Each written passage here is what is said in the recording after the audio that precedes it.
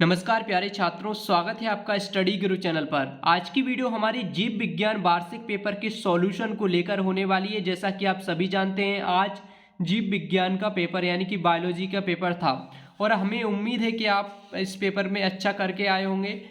और सबसे पहले तो इस पेपर के सभी प्रश्नों के उत्तर हम आपको बताएंगे। पूरे प्रश्नों के उत्तर हमने सॉल्व कर लिए हैं और इसका पूरा सॉल्यूशन आपको बताएंगे। लेकिन इससे पहले आप जल्दी से ये कमेंट करके बताएं कि जो आपका जीव विज्ञान का पेपर आया है ये सरल था या फिर कठिन था, और आप कितने अंक का करके आए हैं, क्योंकि ये 70 अंक का था, और कितने नंबर का आप करके आए हैं। और इसके बाद में अब हम सॉल्यूशन आपको बता देते हैं और आप यहाँ से मिलान कर लीजिएगा। आपने जो उत्तर पुस्तिका में लिखे हैं वो आंसर सही हैं या गलत थे, उसका मिलान आप यहाँ से कर सकते हैं इस वीडियो को देखकर। लेकिन सबसे पहले आप जल्दी से इस वीडियो को लाइक कर दो, और चैनल को सब्सक्राइब नहीं किया है तो चैनल को सब्सक्राइब करके बेल आइकन को ऑल पर अवश्य प्रेस कर लेना। तो चलिए अब हम देख लेते हैं। सबसे पहला प्रश्न है हमारा, सही विकल्प चुनकर लिखिए। और इसका पहला है, भ्रूणपोष आवृतबीजी में कितने क्रोमोसोम होते हैं। तो यहाँ पर भ्रूणपोष की बात चल रही है, तो यहाँ पर इसमें कितने होते हैं, तो n या फिर 2n या फिर 3n या फिर 4n। तो इसका जो सही आंसर होगा वो होगा 3n। अगर आप 3n करके आए तो यहाँ पर आपका 1 नंबर पक्का हो जाता है, क्योंकि प्रत्येक प्रश्न यहाँ पर 1 नंबर का है। इसके बाद में दूसरा है, बीज में अपशिष्ट बीजांडकाय को क्या कहा जाता है। तो यहाँ पर नाभिका या फिर अंतःकवच या निवाग या फिर परिभ्रूणपोष। तो यहाँ पर भी 4 ऑप्शन दिए गए हैं, तो इन चारों में से जो सही है वो है परिभ्रूणपोष। अगर आप ये करके आए हैं डी वाला, तो यहाँ पर इसका आंसर जो है वो करेक्ट हो जाता है।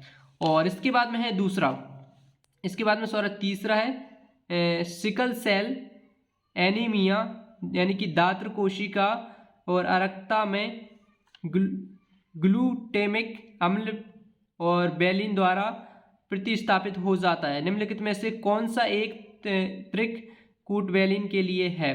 तो यहाँ पर आपको जी ट्रिपल जी या फिर ए जी या फिर जी यू जी या फिर जी डबल ए। तो इन चारों ऑप्शन में से कौन सा सही है ये आपको कमेंट करके बताना है, क्योंकि इसका आंसर हम आपको वेबसाइट पर दे देंगे। तो यहाँ पर इसको आपका क्या करके आए इसका कमेंट में बताना है।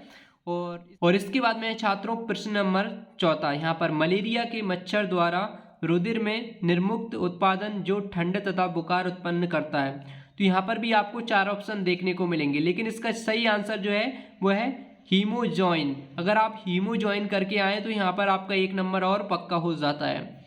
इसके बाद में दोस्तों हम देख लेते हैं 5वां प्रश्न। तो 5वां है, एगारोज जेल और इलेक्ट्रोफोरेसिस में डीएनए अणुओं का विलयन किस आधार पर होता है।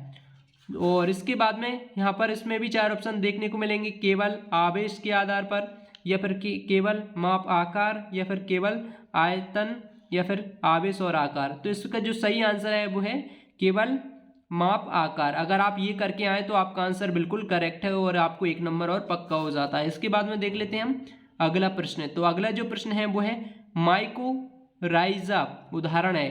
तो जो माइकोराइजा है उदाहरण किसका है, परजीविता का या सहभोजिता का या फिर सहोपकारिता का या फिर अपघटक का। तो कई सारे स्टूडेंट अपघटक करके आए हैं और मैंने एक स्टूडेंट से बात की थी वो भी अपघटक करके आए, लेकिन इसका जो सही आंसर है वो है सहोपकारिता, यानी कि ऑप्शन नंबर सी यहाँ पर इसका करेक्ट आंसर है। अगर आप ये करके आए तो आपका 1 नंबर और पक्का हो जाता है। और दोस्तों हमने और छात्रों इसके बाद में आगे के प्रश्नों के उत्तर भी हम देख लेते हैं।